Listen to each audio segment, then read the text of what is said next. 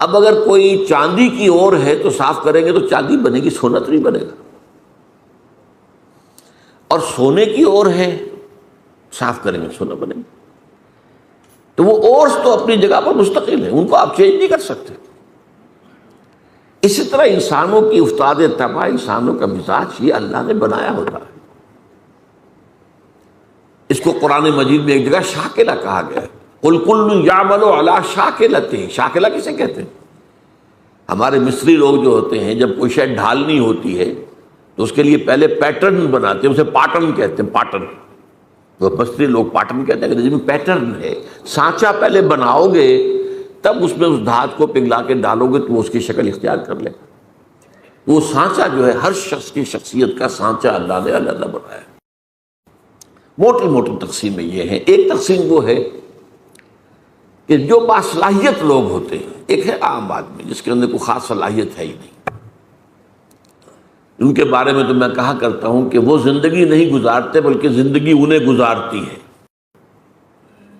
ایک تو وہ لوگ ہوتے ہیں ان کا کوئی ہدف نہیں، کوئی مقصد نہیں، بس کھانا پینا، جو حیوانی تقاضے پورے ہو گئے، دن رات دھندے میں لگے ہوئے، آگے کوئی ہماری زندگی کا کوئی ہدف ہے، کوئی مقصد ہے، کوئی نصب العین ہے، کیا ہے، کوئی ہائر ہے، کوئی آئیڈیالوجی ہے، کوئی آدرش ہے، اس کو ہندی میں آدرش کہتے ہیں، نصب العین ہے ہی نہیں۔ تو یہ تو ہے عوام الناس جو قرآن کی روح سے انسان کی شکل میں حیوان ہیں۔ لہم قلوب لا یفقہون بہا ولہم اعین لا یبصرون بہا ولہم آذان لا یسمعون بہا اولئک کالانعام بل ہم اضل۔ یہ تو چوپایوں کے مانند ہیں بلکہ ان سے بھی گئے گزرے ہیں، اس لیے کہ چوپایا تو پیدا ہی اس سطح پر کیا گیا ہے، اسے پیدا کیا ہے لقد خلقنا الانسان فی احسن تقویم، اور پھر یہ حیوان کی سطح پر زندگی گزار رہا ہے۔ تو ایک جو ان میں صلاحیت کچھ ہے، اب اس میں سے دو طرح کے لوگ نکلے۔ ایک وہ کہ جن کے اندر ایک نیکی اور بدی کی تمیز موجود ہے، اندر حس ہے، مورل لا جسے کانٹ کہتا ہے، جو کچھ سوچتے ہیں، غور کرتے ہیں، چیزوں کو دیکھتے ہیں تو اس سے نتیجہ اخذ کرتے ہیں۔ بنظر عبرہ، جیسے کہ حضور نے فرمایا میرا دیکھنا عبرت کا دیکھنا۔ یہ لوگ وہ ہوتے ہیں کہ جو اپنی سلیم الفطرتی کی وجہ سے اور سلیم العقلی کی وجہ سے حقائق کائنات کے قریب پہنچ جاتے ہیں، یہ صدیقین ہوتے ہیں۔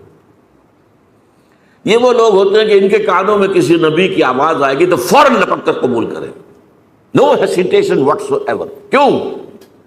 کہ وہ تو وہی کہہ رہا ہے نبی جو ان کے اپنے دل میں ہے۔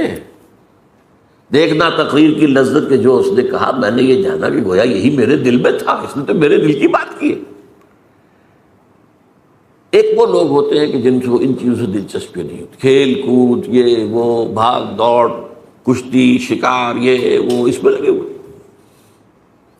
ان کے اندر کی فطرت کے اوپر ایک کرسٹ آ گیا ہوتا ہے، بہت سخت قسم کا، اوپر چھلکا کہیں کیا کہیں، کرسٹ۔ تو وہ ان حقائق کی طرف توجہ نہیں ہوتی۔ میں نے آپ کو بتایا تھا جدید سائیکالوجی میں پہلی قسم کے لوگ انٹروورٹس کہلاتے ہیں، دوسرے ایکسٹروورٹس کہلاتے ہیں۔ تو ان کو حقائق کی طرف دلچسپی نہیں، بظاہر سے دلچسپی ہے بس۔ یہ وہ لوگ ہوتے ہیں کہ جن کا یہ کرسٹ کسی جذباتی بات سے پھٹتا ہے، جیسے حمزہ کی مثال دی میں نے آپ کو۔ کنیس نے کہا کہ آج تو ابو جہل نے آپ کے بھتیجے کے ساتھ بہت برا سلوک کیا۔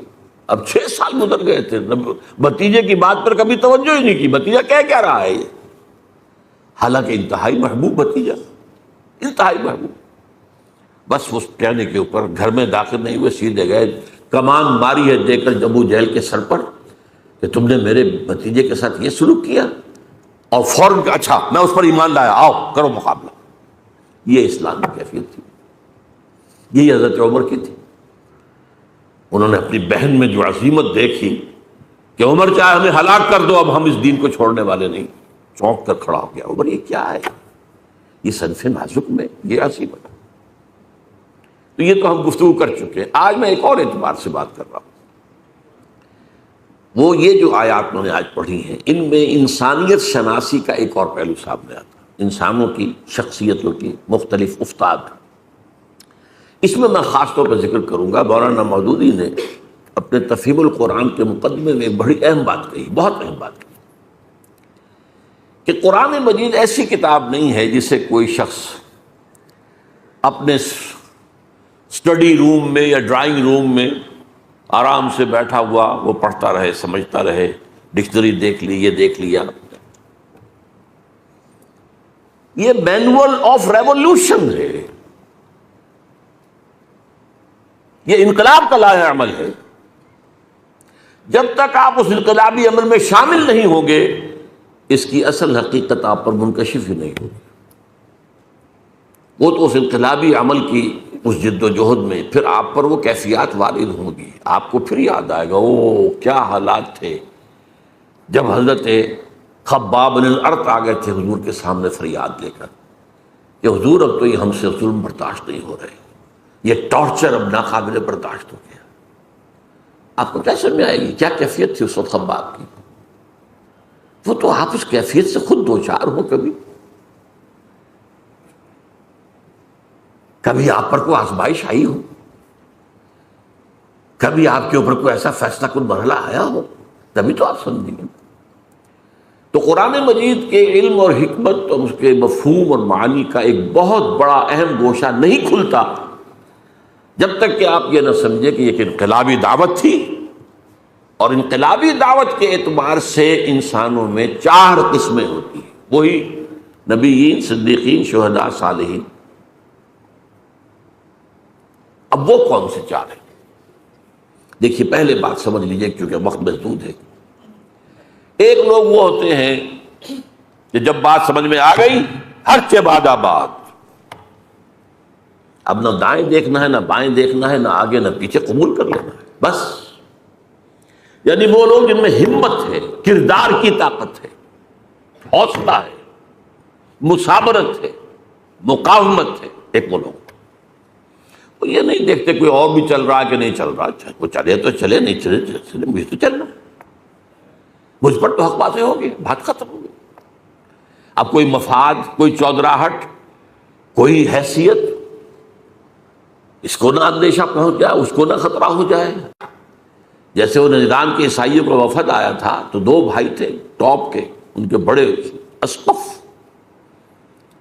تو وہ جب حضور نے مباہلے کا چیلنج دیا تو پھر بھاگ گئے، راتوں رات چلے گئے، ورنہ 70 افراد کا نجران کا وفد آیا تھا۔ واپسی پر ایک بھائی، چھوٹے بھائی کے گھوڑے نے ٹھوکر کھائی، اس نے کہا تعس الابعد، ہلاک ہو جائے وہ دور والا۔ بڑے نے کہا یہ دور والا تم نے کسے کہا ہے؟ کہا محمد کو۔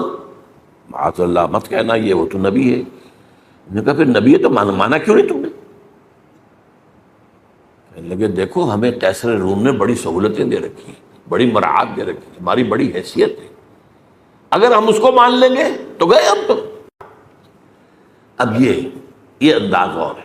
ایک میں جو بتا رہا ہوں وہ کیا ہے کہ بات دل میں اتر گئی، حق نے، دل نے گواہی دے دی کہ حق ہے، اب کوئی دائیں بائیں دیکھنا نہیں، کوئی اور ہے کہ نہیں ہے، کوئی چل رہا ہے نہیں چل رہا ہے، کیا امکانات ہیں، کیا کوئی حساب کتاب کر کے کیا امکانات ہیں، کامیابی کے کتنے فیصد امکان، کچھ نہیں، حق ہے، اور حق کا یہ حق ہے کہ اسے قبول کیا جائے۔ اور پھر ہر چہ بعد آباد، یہ ہر چہ بعد آباد جو کہتے ہیں کیا ہے، یہ اصل ایک شعر ہے۔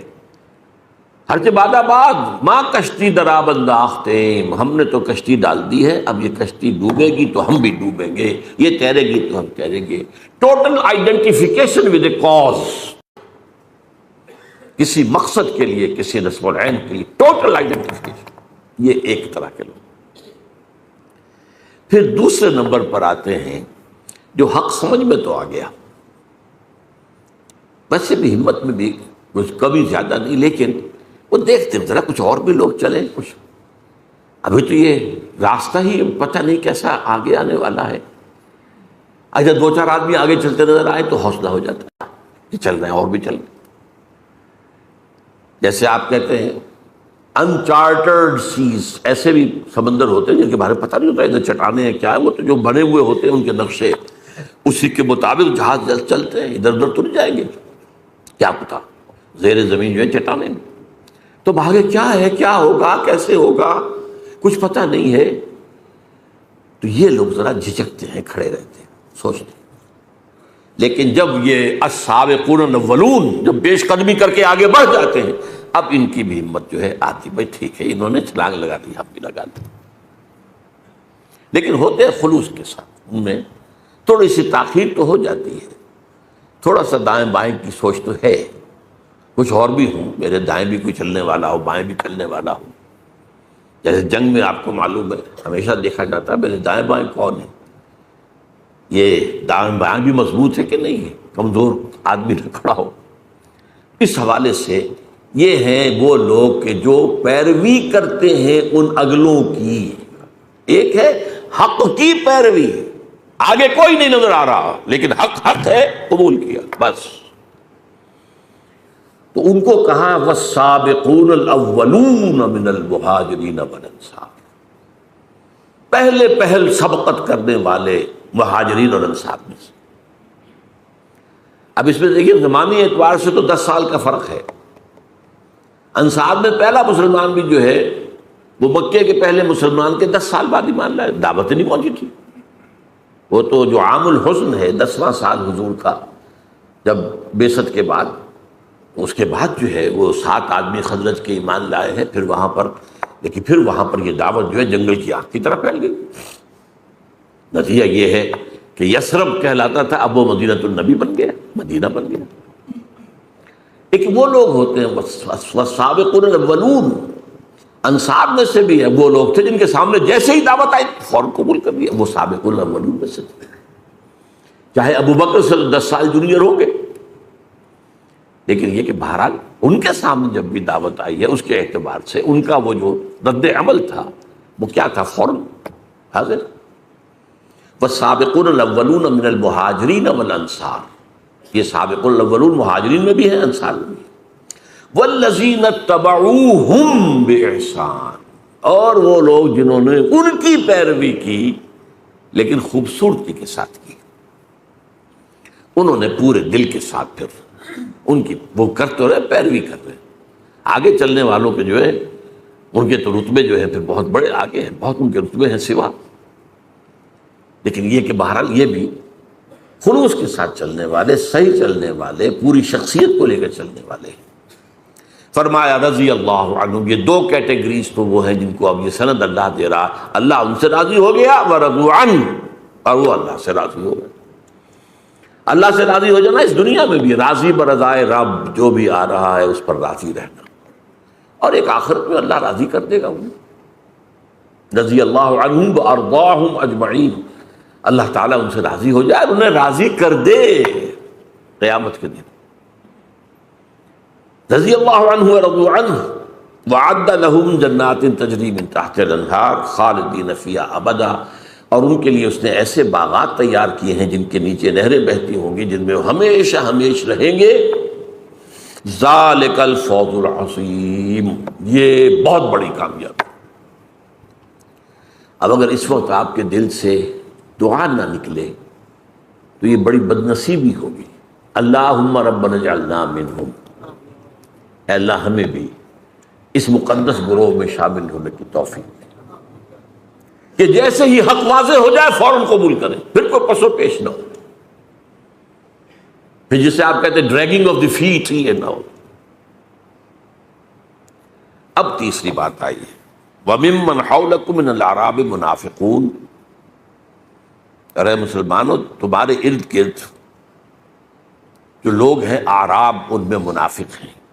من اہل المدینہ، اور مدینے والوں میں بھی ہیں. نفاق کا مرض جو ہے اعراب میں زیادہ تھا، اس لیے کہ ان کو حضور کی تربیت اور تزکیے سے اتنا فائدہ اور تعلیم سے تو نہیں پہنچتا تھا. وہ تو کبھی آ گئے دیکھ لیا حضور. مدینے والے تو مسلسل حضور کی تعلیم، تربیت، تزکیہ اس سے مستفید ہوتے تھے. لہذا الاعراب اشد نفاقا، یہ قرآن اسی صورت میں ہے. نفاق کا مرض شدید ترین جو تھا وہ اعراب میں تھا. یہاں بھی فرمایا وَمِمَّنْ حَوْلَكُمْ مِنَ الْأَعْرَابِ مُنَافِقُونَ وَمِنْ أَهْلِ الْمَدِينَةِ، اہل مدینہ میں بھی موجود ہے. مردوا علی النفاق، یہ نفاق پر اڑ گئے ہیں۔ یہاں ذرا سی بات سمجھ لیجئے، پہلے تو وہ بنیادی فرق شخصیت کا کیا ہے۔ عام لوگ یہ سمجھتے ہیں کہ شاید منافق وہی ہوتا ہے یا دھوکہ دینے کے لیے مان لایا، نہیں، وہ منافق نہیں ہوتا۔ اصل میں ایک ہے ضعف ایمان، اس پر بات ہم بعد میں کریں گے، چوتھی کیٹیگری بعد میں آ رہی ہے۔ ضعف ایمان کا بھی نتیجہ نکلتا ہے بد عملی یا بے عملی یا کم عملی، اچھے کام بھی کیے برے بھی کیے۔ ایک یہ ہوتا ہے کہ ایک شخص نے حق کو قبول کیا اور کھلے دل سے کیا، فیس ویلیو پر قبول کیا کہ ہاں یہ صحیح ہے، لیکن اب اگر مرحلہ آ گیا تو قربانی کا مطالبہ تو چھٹک گئے۔ جان عزیز ہے، مال عزیز ہے، ان میں وہ ہمت نہیں ہے، وہ قطعیت نہیں ہے، وہ ہر سے بادہ بعد والی بات نہیں ہے، بلکہ دیکھ بھال کے دائیں دیکھو بائیں دیکھو بھائی، اپنے نفع نقصان کو بھی پہنچانو، خطرات سے بھی بچو، جان بچاؤ، چلو چلو چلو، لیکن بچ بچ کے چلو، بچ بچ کے چلو۔ اس کا بڑا خوبصورت نقشہ سورہ حج میں کھینچا ہے۔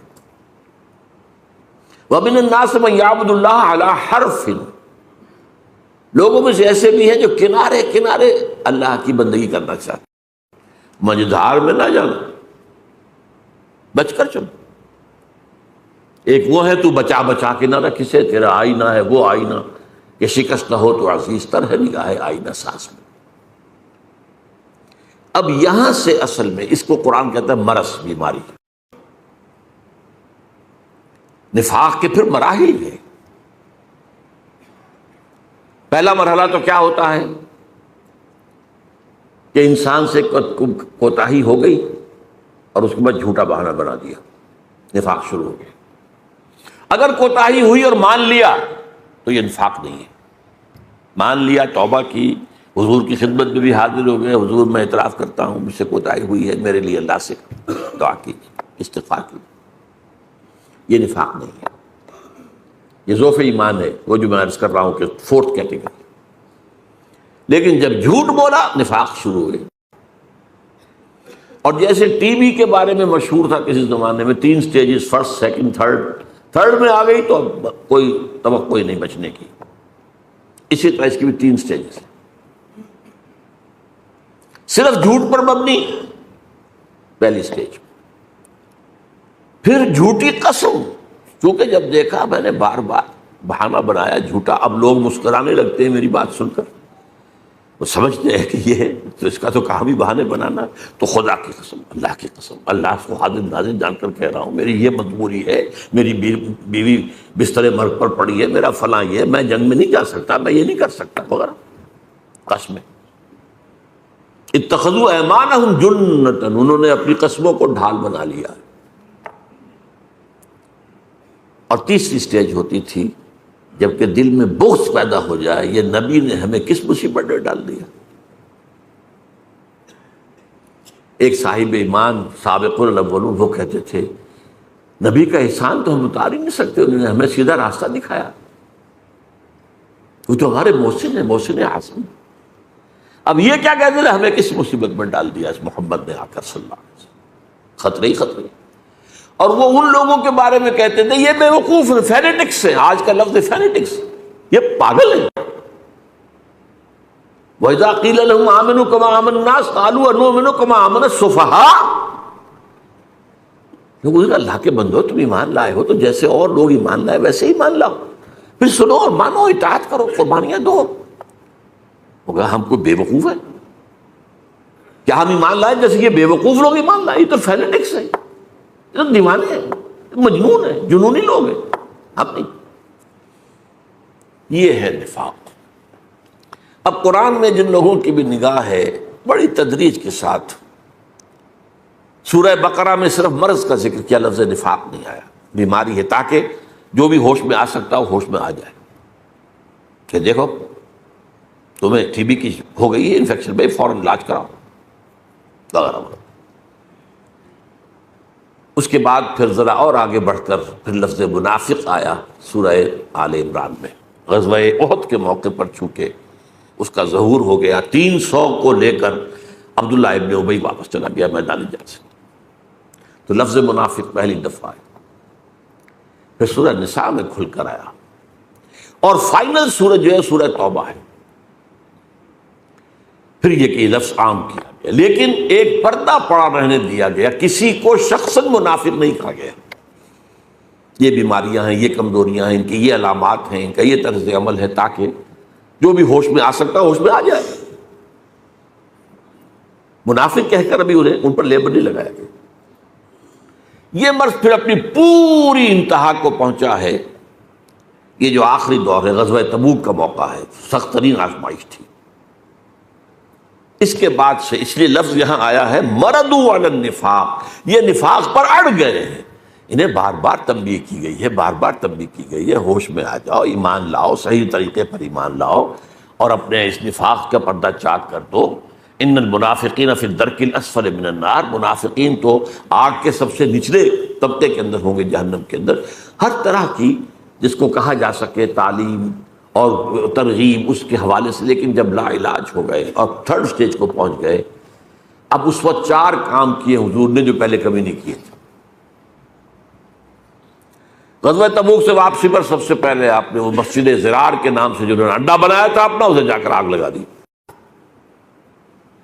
اس سے پہلے حضور نے ایک مصلحت کو سامنے رکھا کہ یہ منافقین اوس اور خزرج میں سے ہیں، کوئی قبائلی عصبیت بھڑک اٹھتی ہے اگر ان کے خلاف اگر ہم نے کوئی اقدام کیا. ابھی وہ قبائلی عصبیت لوگوں کے دلوں سے بالکل نکلی نہیں ہے.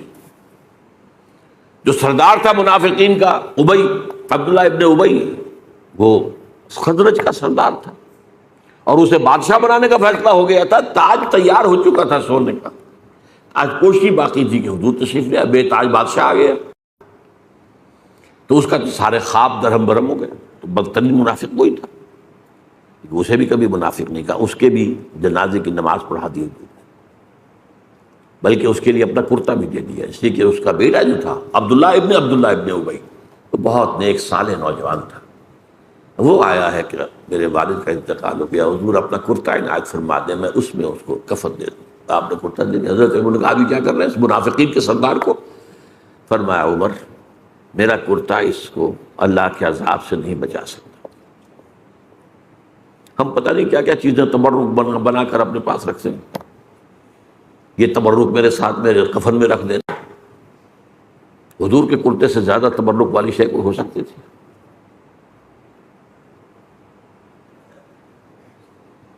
فرمایا میرا کرتا اسے عذاب سے نہیں بچا سکتا. 12 پہلا کام آپ نے یہ کیا، اڈا ان کا جا کے جلا دیا. حالانکہ ایک اشتعال مسجد جلا دی. مسجد ہو سکتا تھا کہ نہیں تھا، نام تو مسجد تھا نا، مسجد، لیکن تھا وہ اڈا منافقت. دوسرا کام یہ کیا کہ آپ نے پردہ چاک کر دیا. حضرت عمر کی روایت ہے رضی اللہ تعالی عنہ کہ جمعے میں آپ نے ممبر سے کہا فلاں ابن فلاں نکل جاؤ تم منافق ہو، فلاں ابن فلاں نکل جاؤ ہماری مسجد سے تم منافق ہو. 36 انسانوں کو آپ نے اس طرح نکالا. تیسری بات یہ کی گئی قرآن مجید اسی سورۃ توبہ میں فرمایا گیا کہ اب آپ آئندہ ان میں سے کسی کی نماز جنازہ نہیں پڑھیں گے اور نہ کسی کی قبر پر کھڑے ہوں. اب اور وہ چیز کر دی جس کو میں نے بعد میں پڑھا، 2 آیتیں ہیں. منافقین کا ایک طرز عمل یہ ہوتا تھا کہ اگر کوئی جہاد کا قتال کا معاملہ آیا ہے، یہ ہم سے چندہ لے لیجیے، ہم انفاق کرنے کو حاضر ہیں، اور حضور قبول کر لیا کرتے تھے. اب وہ بھی بند کر دیا گیا. کہہ دیا گیا انفقوا طوعا او کرہا، اے نبی منافقین سے کہہ دیجیے چاہے خوش دلی سے خرچ کرو، انفاق کرو، چاہے مجبوری کو، لن یتقبل منکم، اب یہ قبول نہیں کیا جائے گا. ان کے کوئی چندہ، ان کا کوئی ڈونیشن، ان کا کوئی جو ہے صدقہ آپ نہ لیجیے. انکم کنتم قوما فاسقین، تم یقیناً فاسق لوگ ہو. وما منعهم ان تقبل منهم نفقاتهم الا انهم كفروا بالله، اور نہیں محروم کیا انہیں اس بات سے کہ ان کے نفقات، ان کا انفاق قبول کیا جاتا، مگر اس نے کہ وہ اللہ سے کفر کر چکے ہیں۔ یہ نفاق جب اس سٹیج کو پہنچ گیا تو کفر ہو چکا ہے، اگرچہ کفر ابھی چھپا ہوا کفر ہے، ظاہر نہیں ہے، وہ کفر نہیں ہے جس پر مرتد کہہ دیا جائے، وہ نہیں ہے۔ اس کی مثال میں دیا کرتا ہوں کہ کہیں شہتیر لکڑی کے جو ہوتے تھے، اب تو خیر آر سی سی کا زمانہ ہے،